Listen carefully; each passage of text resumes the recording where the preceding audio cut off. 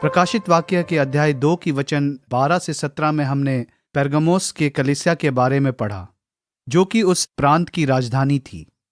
वे उसी पुरानी समस्याओं से गुजर रहे थे। व्यापक मूर्ति पूजा, साम्राज्यिक पंथ के कई मंदिरों और केंद्रों के कारण, साथ ही साथ झूठे निकोलिटान सिद्धांत जो क्षेत्र में फैल रहे थे। उसके ऊपर कलीसिया के नेताओं में से एक एंटिपस को सार्वजनिक रूप से मार दिया गया था। वह मसीह के सुसमाचार के लिए शहीद हुआ। लेकिन पेरगमोस में कलीसिया के बारे में एक अच्छी बात थी।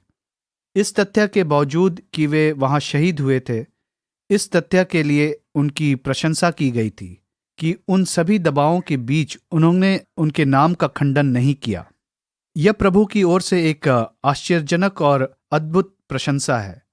हालांकि उस कलीसिया में ऐसे लोग भी रहे होंगे जो बलाम के सिद्धांतों पर खरे उतरे थे, जो मूर्ति पूजक थे, और हो सकता है कि उन्होंने अपने विश्वास से समझौता किया हो।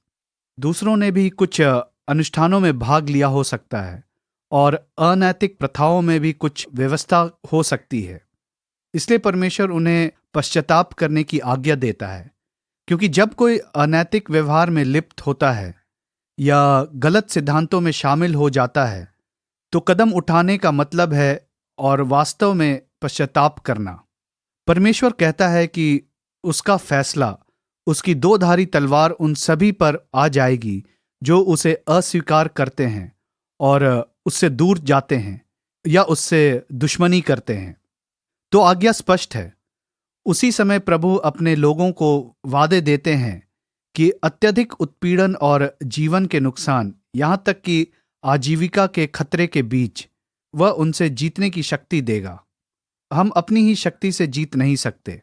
हम ईश्वर की शक्ति से दूर हो जाते हैं। हमारे पास छिपे हुए मन्ना का संदर्भ है। छिपे हुए मन्ना हमें जंगल के अनुभव की याद दिलाते हैं, जो कि इज़राइल के लोगों को मन्ना द्वारा प्रदान किया गया था। पुराने नियम के समय में उन्हें बलाम के सिद्धांतों द्वारा खींच लिया गया था।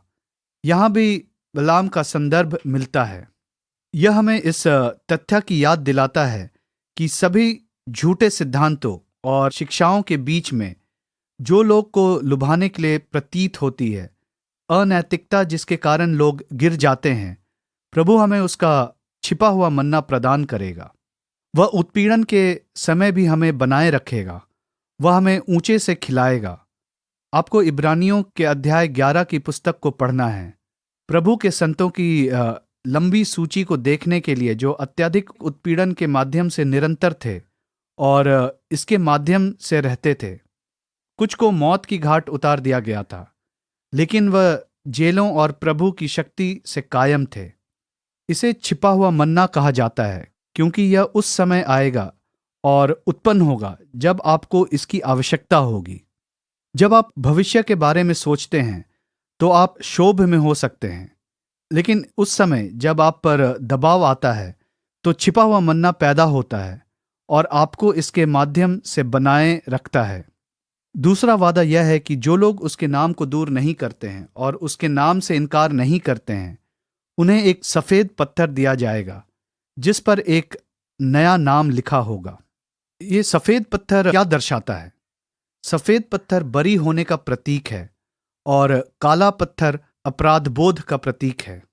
उन लोगों के लिए जो दृढ़ता से खड़े होते हैं और समझौता नहीं करते हैं, वे बरी हो जाएंगे और एक नया नाम लिखा जाएगा, परमेश्वर का नाम। जैसे पुराने नियम में याजक ने याहवे का नाम उसके माथे पर लिखा था, इसलिए हम राजाओं और पुजारियों के रूप में पहचान के निशान के रूप में हमारे माथे पर लिखे प्रभु का नाम है कि हम उसके हैं। हम परमेश्वर का वचन है। इसका मतलब है कि हम भेड़ के बच्चे की शादी में उसका हिस्सा बनेंगे। ये वे वादे हैं जो हमें परमेश्वर देते हैं।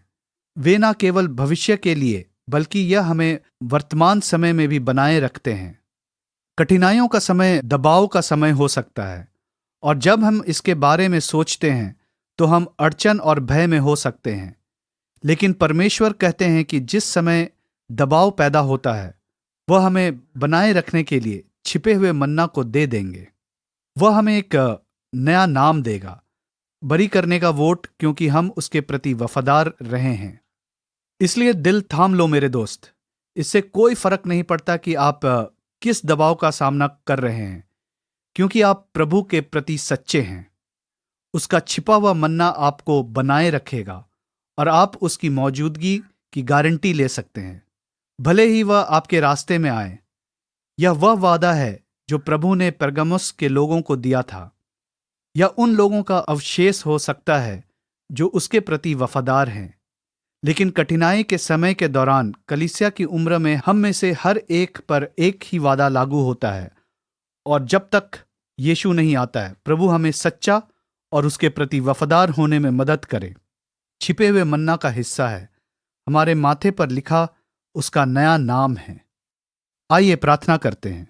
हमारे दयालु, प्रेममय, कृपापूर्ण स्वर्गीय पिता, हम आपको धन्यवाद देते हैं कि आपने हमें मन्ना खिलाया है। आपने कहा कि आप जीवन की रोटी हैं, और हम आपको धन्यवाद देते हैं कि आपने हमें खिलाया है। हमने आपकी कृपा और क्षमा का अनुभव किया है। पुराने सभी संतों के लिए धन्यवाद जो आपके लिए सच्चे और वफादार रहे हैं। एंटिपास और अन्य सभी संतों की तरह पुराने पैगंबर जो हम में से हर एक के लिए एक उदाहरण के रूप में खड़े हैं, हमें आप पर सच्चा होने का अनुग्रह देते हैं। हम हर दिन आपकी ताकत के लिए धन्यवाद करते हैं, यीशु के नाम पर, आमीन।